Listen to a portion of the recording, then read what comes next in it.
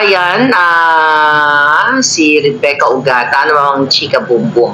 So like 4 or 5 hours ago, ay nagkaroon nga ng bonggang-bonggang pasabog ito si Congressman, okay, Sagip Party List Congressman Marcoleta, na kung saan, mga kababayan, ay kinonfirm niya with evidence itong bank account or offshore account ni George Garcia, Comelec chairman, na merong bank account dito sa New York, sa Amerika, sa Chase Bank at saka sa Cayman Island. Okay, so dalawang bank account ang kinumpirma o offshore account ni Congressman Marcoleta, at ipinakita niya yung mga bank transfers at yung resibo, okay, para mapatunayan niya resibo or deposit slip o deposit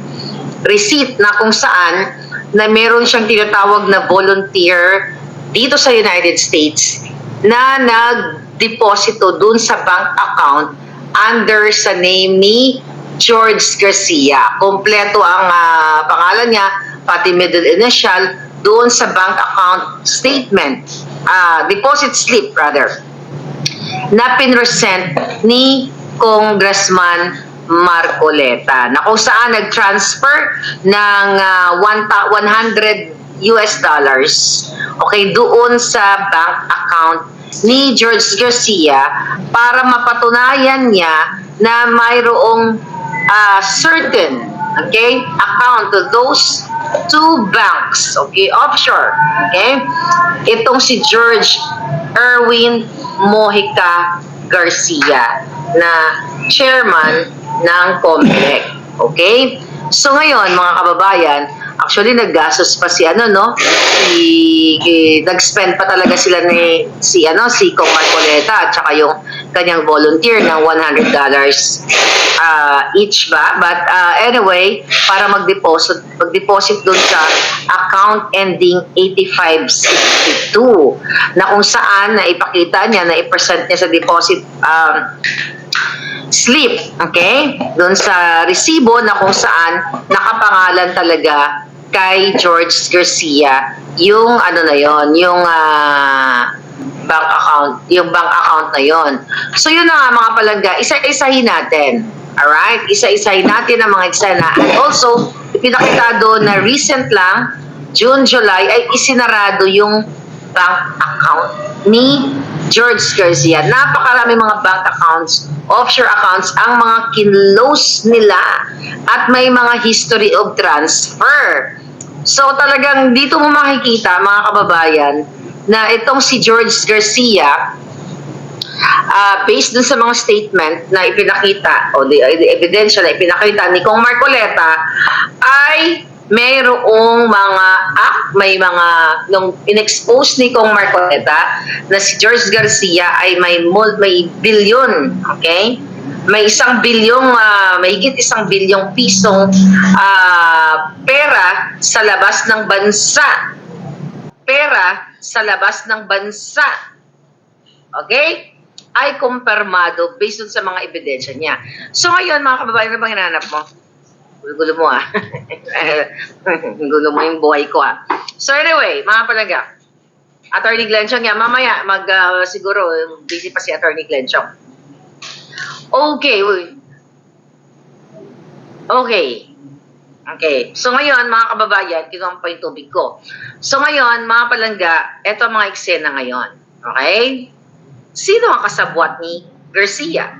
Kung ito ay mai-open lahat, mai-present lahat sa taong bayan, yung history ng statement ni George Garcia sa different offshore accounts dito sa New York, dito sa Cayman Islands, pati sa Singapore at sa iba pang mga lugar, mga kababayan, dito nyo makikita, baka mamaya ang pera, palipat-lipat pa ito sa mga bank account ni Lisa Tanas.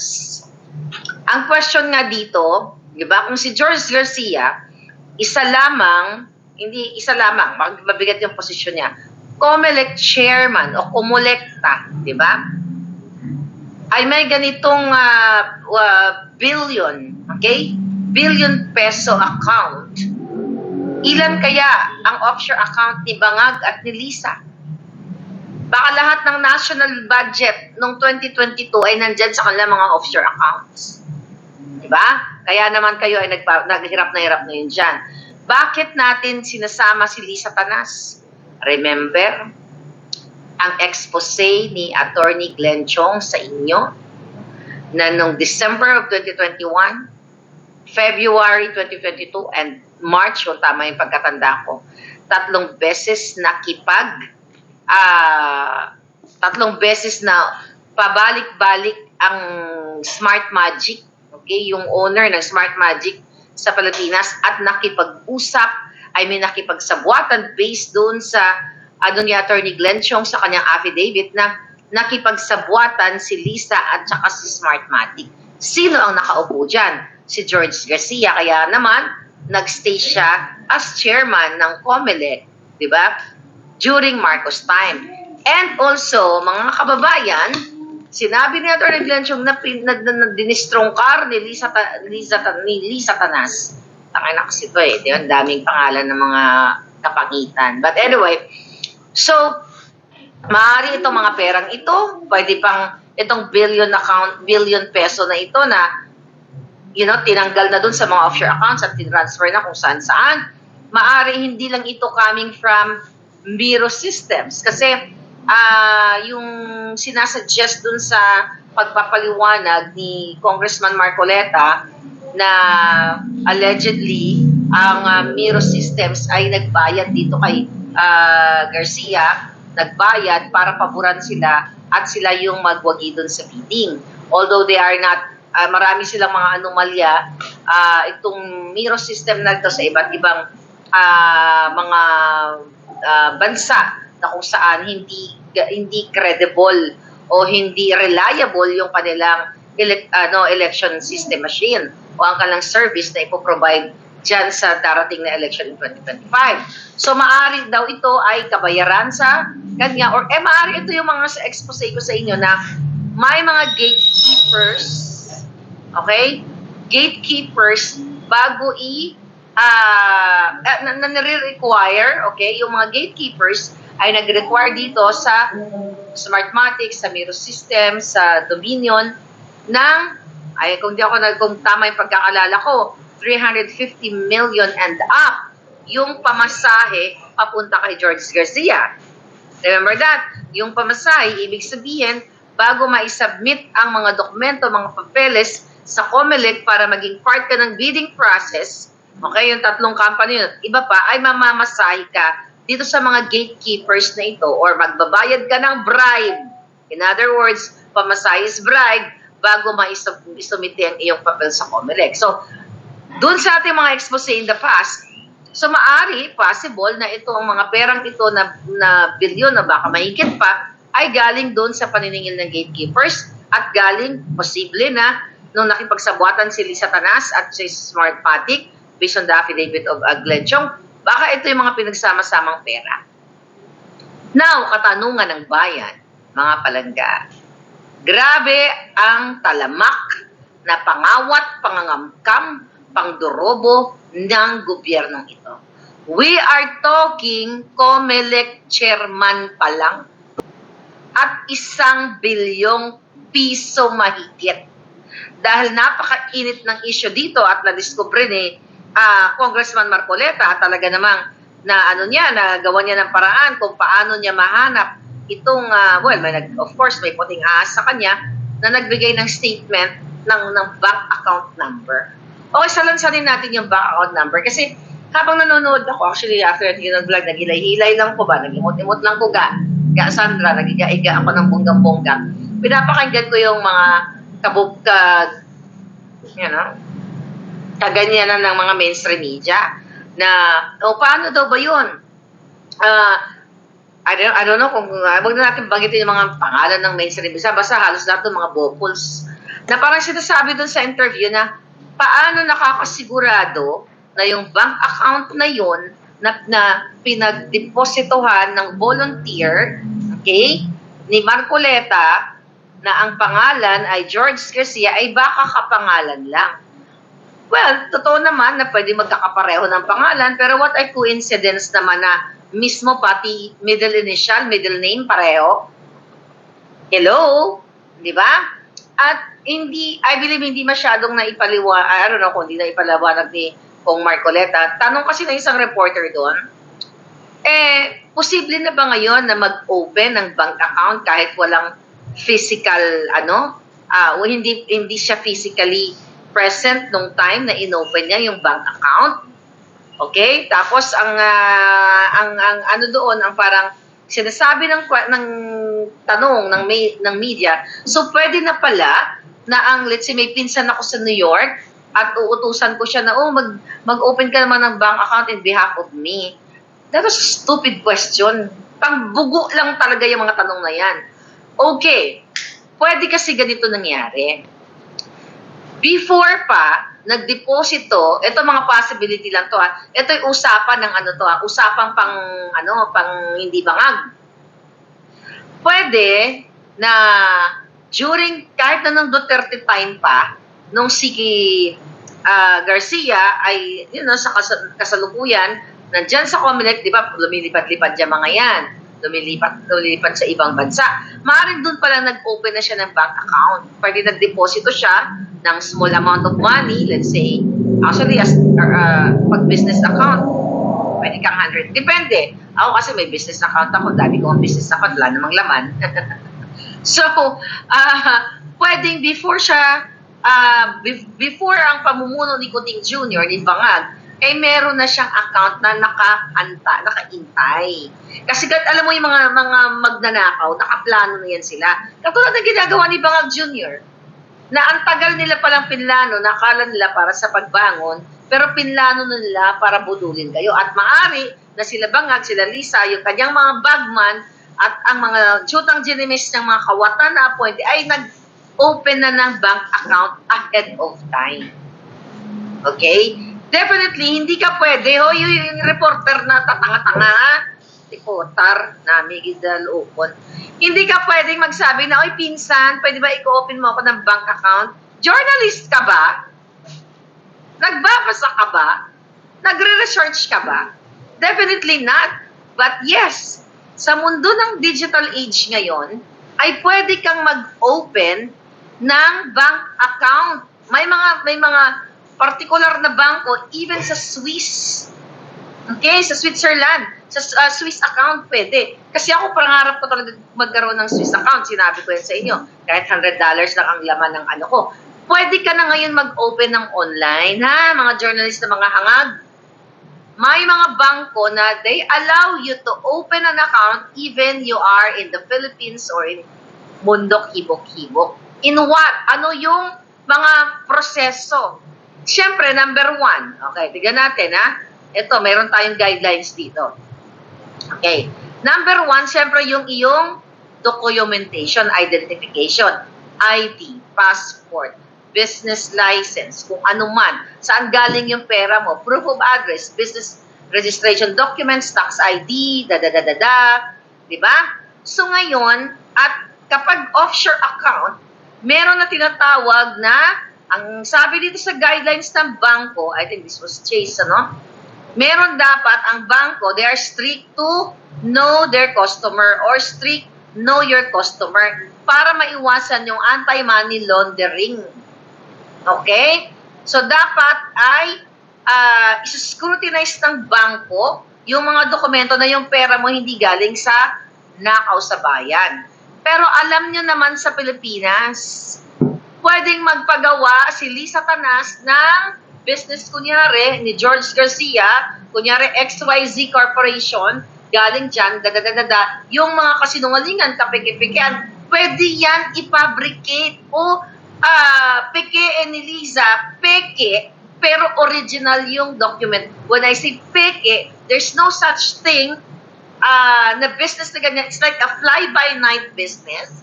Meaning to say, ka-open lang, di ba, ng negosyo na yan, or even before, like few years active na siya, pero dormant naman, walang, what do you call it?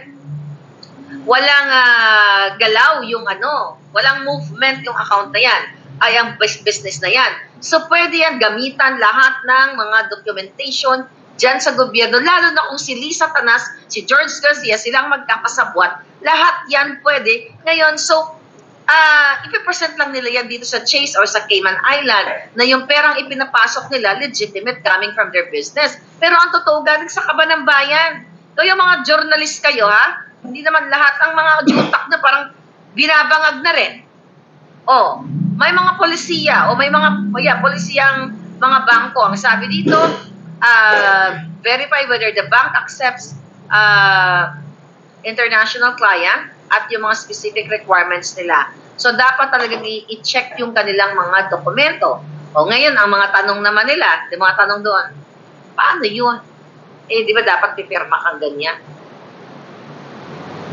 Nami talaga tusno ko ng yung mga giti at yung mga pototoy ng itong ballpen na ito. You know why? Digital age. Pwede ka na ngayon. Okay? Naka-Zoom or may mga e-signature. Kaya nga may mga bangko sa mundo na they allow you to open an account. Kaya nga kanina nang pinapanood ko si Marcoleta, nag-google ako mga palangga na mag-open na nga ako ng Swiss account ko.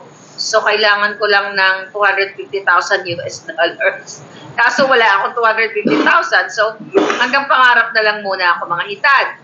So ngayon, wait a minute. Nag-inquire ako sa ano ba yung account, ang ano ko, Julius, how would you pronounce this? Julius Baer, B-A-E-R. So, pwede kang, ito sa Switzerland to, pwede kang mag-open. So, sa panahon ngayon, pwede na yon e-signature. Or pipicturean ka, ipo-forward mo lahat ng dokumento mo. Di ba, ganun ba talaga ka bells? Itong mga, ano na to? Itong mga, ano na yan, na mga media na yan. Diba? Napakadali lang ng explanation ni Marcoleta. Pinahaba niyo pa. Diyos ko, imbis na nakapag-sayaw-sayaw pa sana ako. So, napako na naman ako sa hearing na yun. Dahil sa mga question yung mga kapulpulan. Diba, pinakita niya na nagdeposito, like ako, actually, hindi pinakita ni Kong Marcoleta yung yung buong account number. Kasi kung pinakita niya sana, magdeposito ako ng 10 cents lang. Hindi ako gaso $100, hello. O 5 lang ang i-deposito ko, pwede yun eh. So kung pinagay niya, kunyari, bank account, Garcia, 1, 2, 3, 4, 5, 6, 7, 8, magdideposito sana ako kahit 1 sentimo lang. Oh, private bank, sabi ni boss. Sabi pwede daw ako mag-online eh. O whatever palang gaya mo na, pero kasi wala naman talaga ako pag-deposito. Bale, pag pumunta ako ng Switzerland. Okay? Pero may mga certain banks sa Switzerland actually, na ang minimum nila, 250,000. Tapos ang dami pang mga scrutiny na kung saan nga galing yung pera mo. Sa Amerika, okay, lalo na kung wala ka namang, hindi ka naman mafia o sindikato katulad kay Lisa, o even sa Pilipinas, kung hindi ka mafia at sindikato, mahirap kang hindi mahirap. Madali kang ma-approve o makapag-open ng account kung ikaw talaga ay capable o you have money to open an account. Gusto mo mag-open ng account. Pero sa Pilipinas, napakadaling gawin. Nilisan ni Bangag Jr. ang mga illegal na dokumento. Kung yun ng picture, yung CCTV, yung camera doon sa airport, nandilik ni Lisa Tanas yung camera na paglabas ni Inday sa papuntang Germany. Yung passport ko nga galing sa immigration, nilik ng buwakan ng inang yan eh. Walang imposible sa Bangag.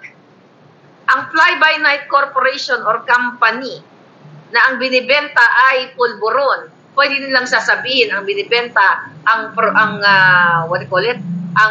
binibenta is mga like merchandise, mga ganyan. Melita Menorias, thank you so much. So mga kamutan talaga. So ang question dito mga kababayan, magkano ang komisyon ni Lisa Tanas dito sa transaksyon ni George Garcia? At eto nga sabi ko sa inyo dapat nyo nang wakasan yung bangag na gobyerno yan. Why?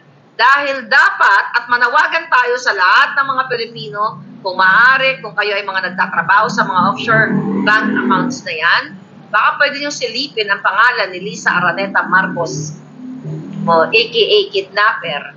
Diba? Yung mga kamag-anak nila tignan nyo lahat, yung mga Romualdez. Andyan si Pinky Romualdez, si Paul Ledesma, yung mga inappoint yung kamag-anak. Silipin nyo lahat yan, may kapangyarihan kayo dyan.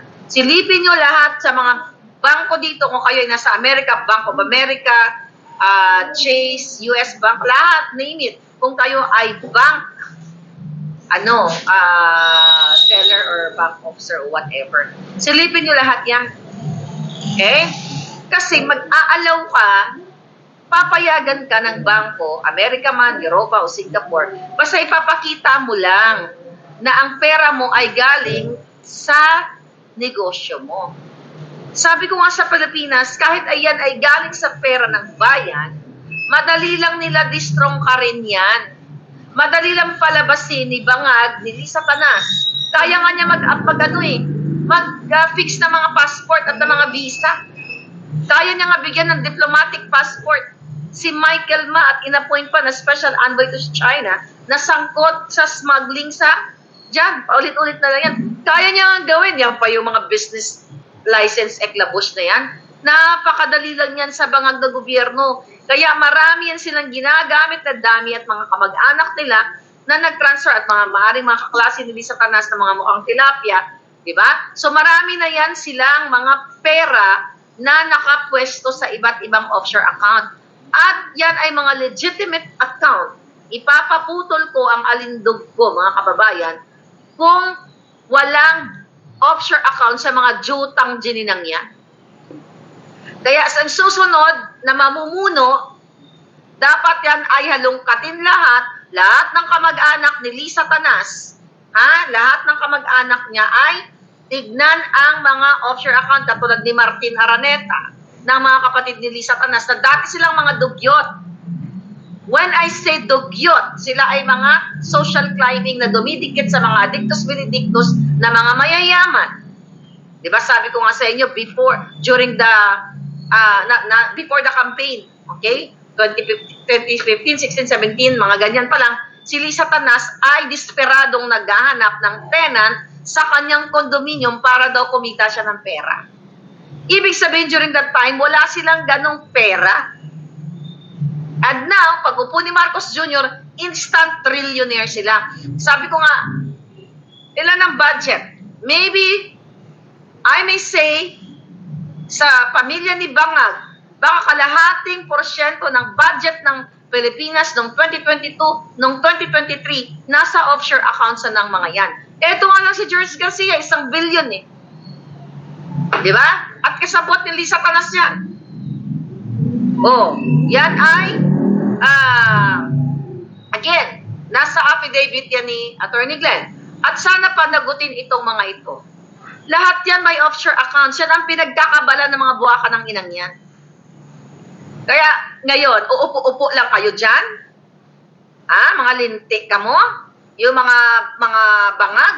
Uupo-upo lang kayo dyan. Habang ninanakawan kayo, si George Garcia may 1 bilyong pera. At hindi magkano si Marcoleta, na-interview ko yan eh. You know, hindi yan maglalabas ng dokumento nang yan ay aw-shaw lang o chika-chika boom-boom lang. Imagine mo, I don't know, maybe na-miss ko, inilabas ba niya yung buong bank account? Mga palangga? Inilabas ba niya ang bank account? Sabi ni Emil, are you single? Yes. I'm 28. Mga katanungan mo naman palangga. Diyos ko, hindi ka nanonood sa akin. Troll ka, no? Lola na nga eh. May apo na nga. Dahil mong tanong. Okay? So, sabi ni Maribel Bayola, super laki na ng utang natin. George Garcia, kakontsaba ni Lisa. May namamam mo pa yan. Huwag mo na imamam yan palangga. Hindi namam. Hudas yan. Sabi ni Kamote Moto, si Marlica lang ang isang totoong nakipaglaban kay Bangag at hindi nabayaran ng prinsip. True, kahit piso walang bayad. Pero yung pagmamahal nyo at makalaya kayo sa kajotahan ng mga ito palangga, you know, para na rin akong milyonaryan yan. Okay? Tama ka palangga. Dahil kung ibinenta ko lang ang kaluluwa ko ay Lisa Tanas, God, hindi nyo makikita. Baka dahil doon na yung tsura ko ngayon. Baka nabusog na ako sa kalalamon nang galing sa kaba ng bayan at hindi kaya yan. Sabi ni Kim, 28 years old. Wish ko yon. Sana, wish ko lang yon. Ayoko, mukha naman akong 28 ah. Halata bang, ano na ako? Halata bang 38 na ako? Natagata yung patutunguhan dito palangga. Sobrang mandarambong, sabi ni Wilma Muhar. Sabi ni Dance, Ma, meron ng highly specialized bank na kahit walang ID, yung iba painting lang, tapos yung iba hindi mukhang banks at may facade ng jewelry stores, pero bank talaga sila. Ah, talaga ba? Hindi ko alam yan. Pero kasi, I'm just telling you based on experience. Kasi, well, dito kasi sa Amerika, no, may mag-i-email sa'yo, gusto mo mag-open ng ganito, ganyan. So ako, ang hilig ko niya mag-click-click-click. Ang hilig ko mag-click-click-click. Pag may nag-message sa akin, oh, in-offer ka mangutang, kiklik ko na naman yan, di ba? O magkano ng credit card? O, kanina, may tinlik na naman ako. So kasi sa Amerika, napaka-easy niyan eh. You know, i-offer ka through online, pwede. Kasi, i-zoom ka lang or i-signature. Sa Pilipinas, di ba, may e-signature na? Hindi pa ba, kumusta ang digital infrastructure ni Bangag? May I ask sa inyo dyan sa Pilipinas? Allowed ba yung e-signature, mga bank transaction and everything? Hindi pa siguro, no? Sabi ni Palangga, blooming daw ako. Kaya everyday ako dapat pagalit. Para blooming. Actually, yun ang vitamins ko, yung mga Jotang Genimis. Yun talaga yung vitamins ko everyday. Kaya hindi ako mukhang 38. Baka maniwala mga hitad. Alright. Ano sabi nito? Sabi ni Phil Shield, oy mga Filipino gising na. Habang hindi pa huli, hindi pa biro ang 15.48 trillion na utang. Exactly. Kaya pa talagang lulubog kayo. Kaya siguro gusto ni Kuting, ibabang-bang-bang na lang kayo, no? Para lalo silang kumita, no? Alam nyo naman, sa gera may pera. Sabi ni Di Palangga, Ban Wiwu, si Aimee idiin mo. Idiin natin ang bonggang-boga, di ba? No, Aimee, asa na kailangan na magsasalita? O, Inday, yung kaibigan mo, tatry rin ka ba habang buhay? O ipagtatanggol ka? Teka lang, lagyan yan, Palangga. Huwag kayong magkamali na bumoto kay Aimee. Excuse me. O, sa video, Madam Marlica, Zoom lang with bank teller. Easy dollar account, sabi ni Kapitan. O, di ba? Hoy, Garcia, magpautang ka naman, sabi ni Palangga. $500 military aid ng US malabo matanggap ng Pinas, sabi ni Joseph. O, di ba bill pa lang yun? Hindi pa na, pinost ni South yun eh. Yes, mas active pa yan sa US politics. Well, doon sa hearing, kay Trump sa Secret Service, nanood ako ng konti. Pero hindi na kaya talaga ng time ko. Imagine mo, nanood ako sa US, tapos sa Pilipinas, ang dami, hindi na kaya ng power. Sabi ko, tutok na lang ako dito kay Kong Marcoleta. Anyway, mga kababayan, walang lusot si Bangag, brother mo. Kaya nga, you talk about itong mga offshore accounts, magaling si Bangag dito. Diba? From senior, magaling sila dito sa kanilang pagtatago ng pera ng bayan sa iba't ibang sulok ng mundo. Kaya nga kayo, diba, umasa na kayo dati, nakakala niyo yung mga pinakita ni Imelda noon na bill of lading na ito ang makakapagbayad sa lahat ng utang, hindi lang ng Pilipinas, kundi ng buong mundo. Remember that?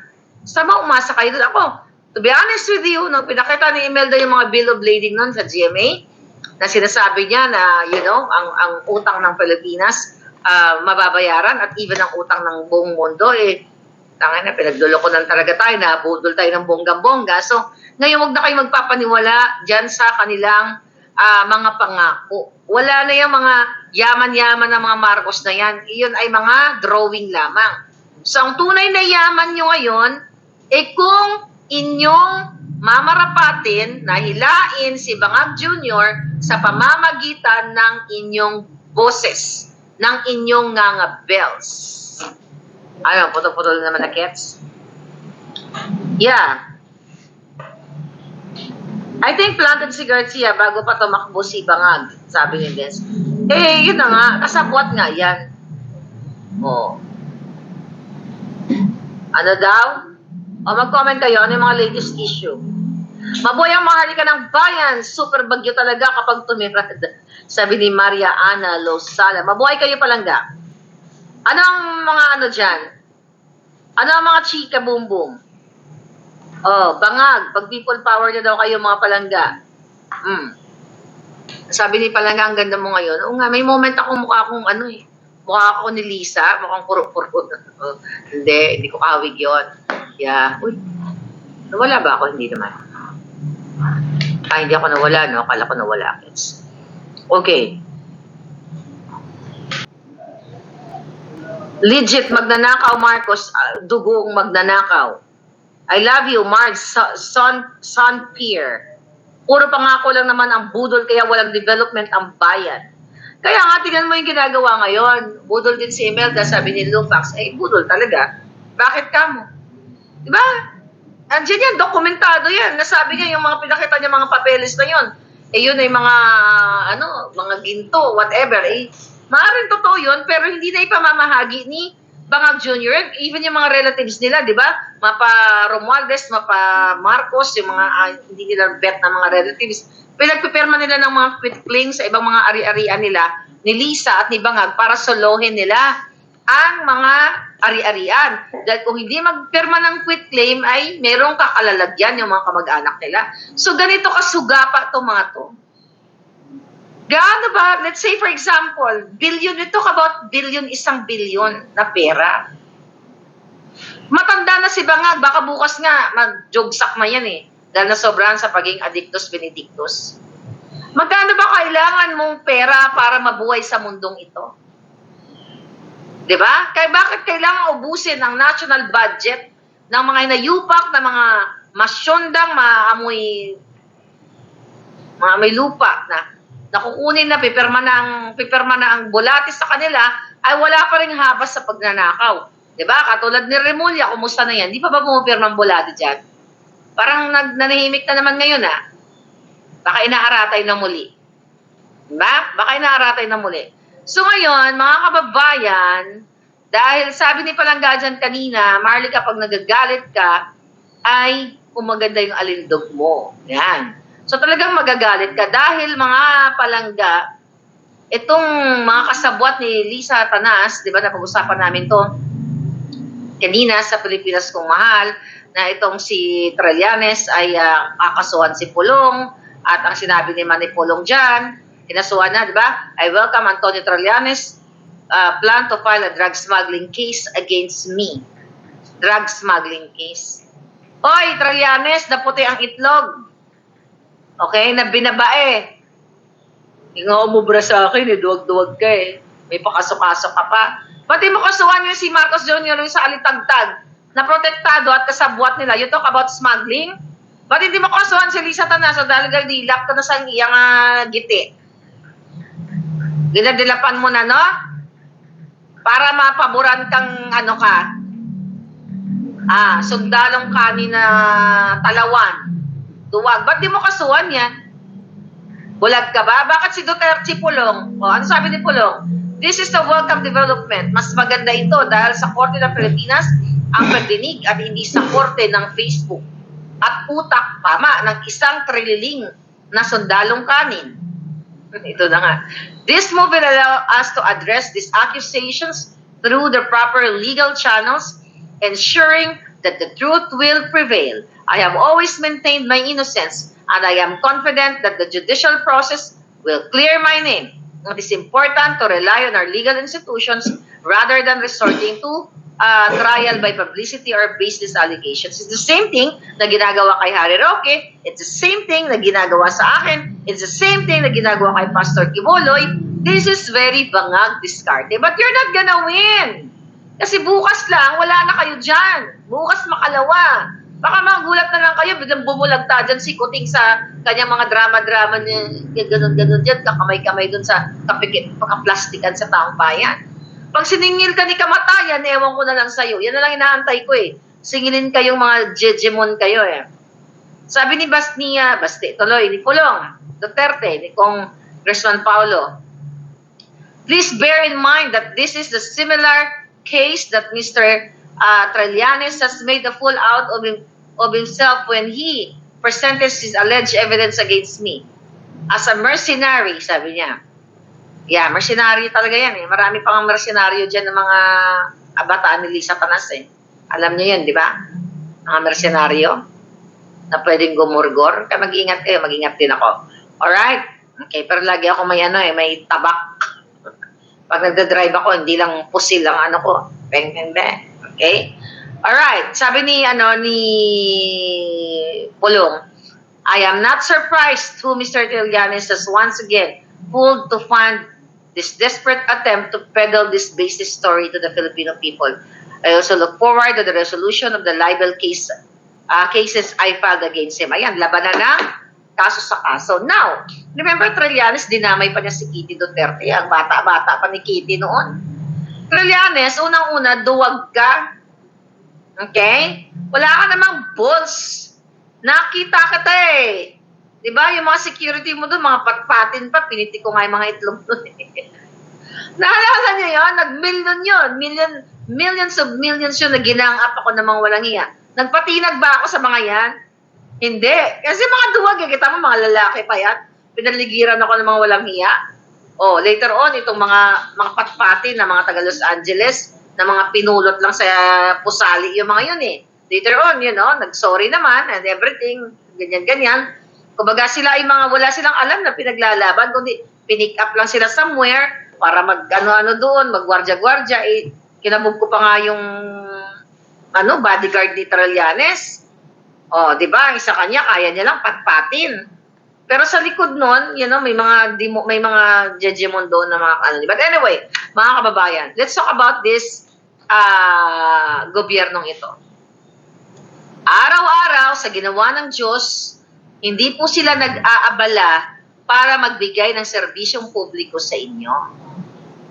800 billion unprogrammed funds. 90 billion sa PhilHealth. Illegal smuggling, polboronic. Pero si Trillanes, yung mga luma niyang akusasyon kay Pulong Duterte ay inuulit-ulit na naman niya mga smuggling na ganyan. Pero ang smuggling ni Lisa Tanas, ang smuggling ni Martin Araneta, ang smuggling ni Michael Ma, ay tikop ang kanyang itlog na maliit. Okay? Itlog na basag ang pula. Can you believe that? Basag ang pula. Wala, mga traidor to, mga to. Di ba? Ang backdoor mo, di ba? Na kung saan ay ipinagkanulo mo ang Pilipinas, di ba? O, kumusta naman si Enrile? Oy, Enrile, 100 ka na, di ba? Nagbardagulan kayo ni Trillanes? O, bakit di mo siya bardagulin ngayon? O, kasi magkakasama na sila ngayon sa Pulawan o sa mga bangag. See kung gaano kawalang hiya itong mga dating namumuno o mga naging senador ninyo. They are not for you, darling. They are for vested interest. Kaya naman, mga kakababayan, ibasura nyo na yung mga yan. Ibasura nyo na yan, kayong mga sundalo, kayong mga polis, na to serve and protect the people, you do it. Huwag lang yung hanggang tagline lang kayo. Dahil pag ako nang gigil sa inyo, pupuntahan ko kayo isa-isa, tutuliin ko kayo. Mga hindi patuli. Diba? So, wala kayong balls eh. Diba? Yung mga hindi patuloy, tutuliin ko yan para manggiatay talaga. Liz Vergara, these nuts, people power need funding. Kung may magpapaalam lang sana to show may support. Ay mapapadalhan. Iipunin mo lang yan palagay yung pera mo at may pupuntahan yan. You'll never know. Okay? Si Kampong Chicken, gugurgurin na nila ang katawan natin sa pangungulimbat nila, tapos agugurgurin nila ang kaluluwa natin sa gera ng China. Ayun na nga. So, not only George Garcia ang may bilyong offshore account. Si Lisa Tanas, si Magag Jr., trilyon na yan. Yung mga paanak niya, mga walang trabaho. Suyop-suyop lang ng pulburon. Ayan si Sandro na very Brito, na mukha namang syotolong ng syotolong na mga, what you call it? Syotolong na mga Judictus Benedictus. Anong alam niyan?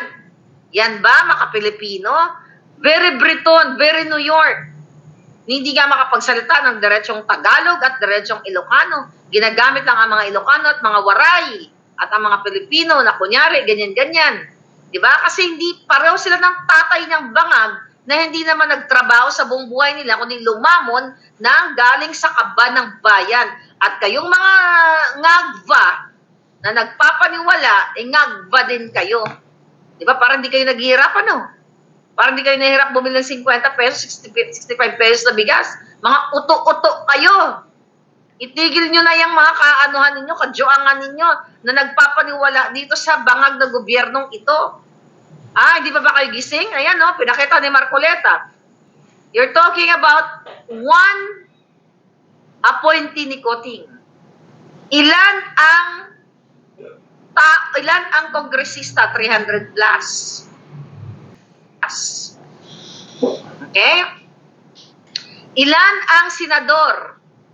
Ilan ang governor? Ilan ang mayor? Ilan ang mga undersecretaries? Ilan ang mga cabinet secretaries? Ilan ang mga regional director? Tangina. Sa tingin niyo makakaahon ng Pilipinas hanggat bangag ang gobyerno ninyo? Hindi makakaahon. Dahil sabi ko nga, 50% pa lang ng national budget ninyo baka napunta na sa offshore account ni Lisa Tanas at Ibangag. Then yung, let's say, what? 100%, 50%. So ang 40% paghahatian ng mga binanggit kong mga opisyal. Then yung 10%, yan na lang yung napupunta dyan sa mga, kunyari, yung mga project na nakita nyo dyan sa Davao at sa Maynila. Yung mga patag na mga, daanan, ay binubungkal. Diyan na pupunta yung 10%. Diba? Yan, diyan na pupunta ang 10%. Dahil ang 90%, lahat ninanakaw nila. Kasi, kung ang pera ng bayan ay napupunta, at least man lang, 80% ng budget ay napupunta sa inyo, lalagpasan natin ang Singapore. Believe me.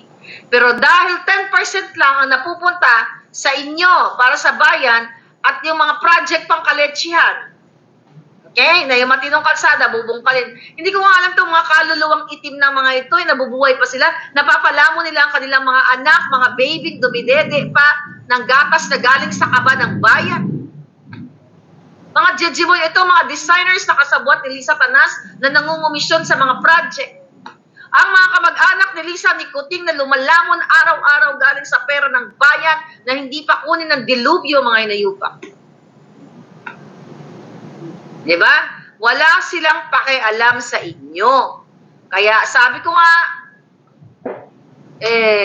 mag-speak up day kayo. Kung pwede nyo lang anuhin yan dapat ibalik talaga yung G-tie dyan.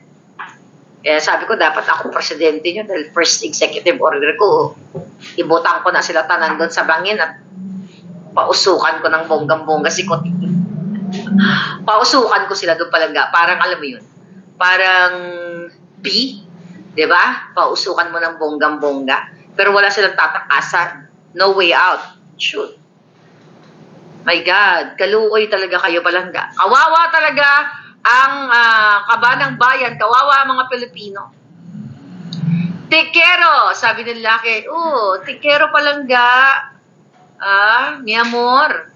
Flood control nga daw, 1 billion a day. Yun na nga, sabi ko, 1.3 trillion for 2 years. Doon pa lang sa flood control. Ginabi natin yan kanina, pero paulit-ulit natin. Doon pa lang sa pulboronic video na gustong pagtakpan, kailan ulit-ulitin natin yan. Pulboron video, ulit-ulitin natin ang kidnapping, smuggling ni Lisa, ang pagsinghot ni Marcos Jr., ang 29 peso na kilo na bigas daw, 20 pesos, tapos 29 kadiwa, then wala daw 50 pesos o 65 pesos na bigas, kasi yung sa kanila daw 29. Bang-bangag lang. Huwag niyong kakalimutan ang issue ng pagtaas ng bilihin na hindi nyo na kayang bilhin. Huwag niyong kakalimutan ang pagtaas ng gasolina, ang pagtaas ng mga services. Diba? Kaya nga, kahit kumita ka as ordinary worker, magkano ang mga opisina ngayon? Yung, let's say, kunyari, mga initial, as starter, pagkano pag nagtatrabaho ka as teller ng bangko, or account executive, like sa sales, magkano ngayon? Di ba? Let's talk about yung minimum wage ng ating mga kawawang mga obrero. O, pagpalagay natin 700, 4 ang anak, paano ka mabubuhay niyan? Kaya ang ending mo, homeless ka talaga. Sa kangkungan ka pupulutin. Diba? Yung oil spill issue, magpahanggang ngayon dinidedma ng mga bangag admin, sabi ni Jingong Tabak. Ayun na nga. Yung mga pension ng mga matatanda, ng mga elderly, yung kanilang, yung 500 a month, di ba? 500 a month, right? Na hindi pa nila nakukolekta dahil walang laman yung kanilang mga ATM. Hindi binibigay kasi ultimo ang 50 pesos ng PNP at saka AFP kinuha ng pamunuan, kunyari idodonate sa Bagyo, mga rice subsidy. How much more yung 500 na yung sa mga elderly natin? Wala sila labot sa inyo, wala silang pakialam sa inyo. Sabi ni Alpha Q, 15,000 daw ang starting. See that? Back in 2000, ang starting ko nung nag-medrep ako, 12,000 ha. That was 20-something years ago ha. 2,000 yun. 2024, 15K pa rin sa atin. Hindi ko makalimutan yan. 12,000 a month yun, plus commission. Ngayon, 15,000 pa rin. At nag-rent ako ng apartment noon is 3,000 yata, 3,500. That was 24 years ago. Okay? Yung 90 billion po nasaan kaya? Sabi ni Nance Fernandez. So, napunta na sa kanila yan. Oh, SWA, DTI, si Marimar. Sabi ni Facey Delia. Oh. Medrep ako rin, sabi ni Bawi. Oh, sarap ba yan? Alam mo, ikwento ko lang sa inyo ha, kasi nag-visit ako sa mga jutang Ginemes. No, ako ay medrep. Saan ka? Banwi Wu. Hindi ko napapangalanan, multinational yung pinasukan ko. Baka mautusan pa ni Lisa Panas. Nung ako ay nag-rep, mga palangga, this is my story. Nakwento ko na to at hindi ako magkakamali kahit pumikit tumambling ako. Ito pa rin yung kwento ko. Nag-duty ko sa PGH, QCGH, lahat yan, Quezon Ave, yan, mga medyo duty-yan ko ng bonggang-bongga. Nakikita ko na yung kahirapan palangga. Mga nakapila, alam mo malulugi sa akin yung company ko, alam mo kung bakit. Yung mga samples ko, tinitipid ko yung doktor. Di ba, usually magpapasikat ka sa doktor, mag-present ka. Doc, we have new Amox, ang carry ko ng PED. Di ba, iba? So anyway, alam mo yung mga nakapila dyan sa mga ospital, na yung mga nagpapacheck up, dyan ko binibigay yung nila. Dyan ko binibigay yung mga samples ko. Like yung mga gamot sa ubo, mga vitamins. Tapos ang ginagawa ko pa dyan, this is my personality. Ginagawa mo ba yan, Bano? Ito yung ginagawa ko. Yung mga kasama ko, di ba, sama-sama kayong medrep dyan. Ang gagawin ko, manghingi pa ako ng mga samples. Sabi ko, bakla pahinga ng mga sample mo. Lahat yan, kunyari, 5, 10, iipunin ko lahat yan. Hinihingi ko yan para ibigay din dun sa mga nakapila. At, ewan ko, ba't ganito ugali ko, palangga? Vitamins. Ito ugali ko dati. Di ba yung mga doktor, re-resetahan ka ng brand name? Di ba? Brand name yan. Pag may brand, mahal. Di ba? Ano ang brand ng, ano yung sikat na brand ng carbocysteine? Okay, ganyan. Kunyari, carbocysteine. Anong brand? Whatever. Nakalimutan ko na eh. Hindi ako active. Okay, so di ba may brand yan? So ang gagawin ng lola ninyo, ang gagawin ko dyan, titignan ko yung, pakilamera talaga ako nung bata, bagets pa lang ako. Ang gagawin ko, kahit kunyari petiks na ako, nagawa ko na yung trabaho, Solmiox. O kunyari, Solmiox. Diba? Pero kasi merong generic, mas mura yan. Ang ginagawa ko, ito talaga, pakilamera talaga ako ng bonggang-bongga. Sabi ko, ate, pati nga ng reseta mo. Titignan ko, kunyari, sabi ng Solmiox. Ay ate, huwag mong bilhin yan. Kasi mahal yan. Sabi ko, mahal yan, ito bilhin mo. Sabihin mo, pumunta ka sa butika, sabihin mo, generic lang po. Kasi ako may commission yung doktor dyan. Totoo, ginagawa ko yan. Banmi, tama? Huwag ka dyan. Kasi nakikita ko yung status ng mga mahihirap. Pabibilan mo pa ng may brand. Pagkano ang difference yan? 30, 50. Kaya ako, kahit wala tapos na trabaho ko, ang ginagawa ko, pakialamera talaga ako. Lahat ng mga nakapila, inaabangan ko yung mga reseta nila. At inuutusan ko sila, huwag kang bumili ng brand ate, alis marami kang pera. Kasi matitipid mo dyan, 40 pesos, 20 pesos, pamasahe mo yan. Yun ako. Tapos yung mga doktor, sila yung tinitipid ko ng mga samples. Ako talaga, binibigay ko yan, binubuhos ko yan sa mga tao. Kasi, yun ako eh. Diba? Wala akong magagawa. Intermittent din talaga ako sa mga mga ano yung sinasamantala yung mga mahirap. Kaya baka nagkasabay tayo dati, Bani. So ano yung punto, ba't ko pinakwento? 24 years ago, nung nasa Pilipinas ako, yung sinasabi ko nga, nag-rep ako, nakikita ako na yung kahit kakulangan sa, particularly sa healthcare natin, sa aruga ng Unilab. May mga nakabatch ako dating Unilab. Sa aruga dito sa mga mahihirap. I hope natatandaan niyo po ako, no, na mga nag-area ako dyan, St. Luke's, nandun din ako dyan, nag-rep din ako, doon yung katabi, yung Philippine Children. Alos lahat inikot ko yan eh. Di ba kinuwento ko sa'yo, nakaaway ko ngayong district manager ko, dahil nag-falsificate ng multi-million. But anyway, yung natin pag-usapan yung itad na yun. Anyway, so yun. Kaya ako, sobrang dami ako talaga manghinang samples kasi binibigay ko yun sa mga kababayan na walang pambiling gamot. Kunyari, sasabihin ng doktor, 60 ml, carbocysteine, yung sample, di ba, 15 ml yun. Ang gagawin ko, atong kinabubili, ito, 4. Di ba? Noon ang ginagawa ng lola ninyo. So, ang madalas, ang binibigay ko sa mga doktor, mga pamaypay na lang. Mga pamaypay na lang. Di ba, mga pamaypay, mga promo-promo, ganon. Kasi binibigay kong actual na gamot sa mga pasyente. Kasi yung ibang mga doktor, hindi naman lahat, alam ko yan, binibenta nila yan eh. I know yung mga discount na mga yan. Diba? Di sumumpa kayo, sumumpa na maglingkod, diba? At gamutin at bigyan ng lunas ang ating mga kababayan kay may pera o wala. Pero hindi naman na ano yan, hindi naman natutupad yan. Ba may ballpen? Okay? So anyway, kawawa yung taong bayan. Kawawa talaga yung mga like yung mga elderly. Alam mo, nakikita ko ngayon sa real, kaluluoy talaga yung mga matatanda natin na 500 na nga lang, yung inaasahan nila, na ibinibigay. Diyos ko, hindi nga makakaabot ng 1 linggo yan. 500 na nga lang, ayaw pa ibigay nitong gobyernong ito. Dinidelay-delay pa. So, saan kayo patutungo, mga lolo't lola ninyo? Kaya kayo dyan, mga palangga, kung may mga lolo't lola kayo, huwag yung pabayaan, ha? Kaluoy man sila. Ako kasi lola's girl, ako lumaki ako sa lola ko, eh. Huwag yung pababayaan, tulungan niyo yung mga lolo't lola nyo, kawawa naman. Kahit hirap na kayo, huwag yung talikuran yung mga lolo't lola ninyo. Dahil sa kanya, wala kayo sa mundong ito. Right? So, yeah, live solis, thank you. Keep safe. Si Kamote, yan. Bibigyan na kita ng award dyan, palangga. Thank you so much. May prinsipyo. Dapat lahat tayo may prinsipyo. Okay. Sabi ni AJ, ang ganda mo, madam, mukhang nanalo ka na sa kaso ni Baclash. Hindi pa ongoing pa mga labanan natin. Dati tinuurungan yung mga Jotang Ginimis na yan. Well, everyday panalo ako. Why? I'm happy everyday. Kahit nakakabwisit yung ginagawa ng lipunan, ng mga bangag sa lipunan. Kasi wala man ako ninakaw sa inyo, di ba? Wala naman akong pwedeng iyuko na ganyan, na maiya ako sa inyo. You have to be happy kasi, well, alam ko, iba sa inyo ngayon, hindi happy, baka walang pambiling bugas. Ako, I'm happy.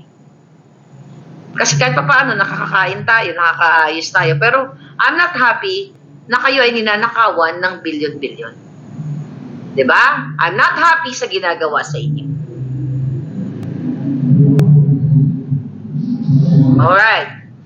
Lucky, pwede ba ako mag-request? Lahat tayo, may GC tayo na gagawin ni Miss Marca para sa mga nag-work account tulad ko na nakatatlo na ako, TikTok ako, lahat suspended. O sige, request mo yan lang. Sige, gagawa ako ng group chat natin, pero mag-ano tayo, dapat mayroong mga admin para may mag-i-eject sa mga jejimon. Alright? Okay. But anyway, mga kababayan, ang ating kinumpit yung 50 pesos, sabi ko nga, palangga. Ang ating panawagan, okay? Ang ating panawagan, ganun ang hair natin today, madam. No, sa pansarili, bangag lang. Okay, but seriously, yabangan nyo sa Saturday sa Pilipinas, alas 11 ng umaga, meron tayong, future puting ahas. Diba? Kasi doon niya isisiwalat, doon yung kanyang mga nalalaman sa pagiging bangag ng gobyernong ito, bangag ng pamilyang ito, sa ating live interview, alas 11 ng umaga, Saturday, August 3rd, okay? Diyan sa Pilipinas.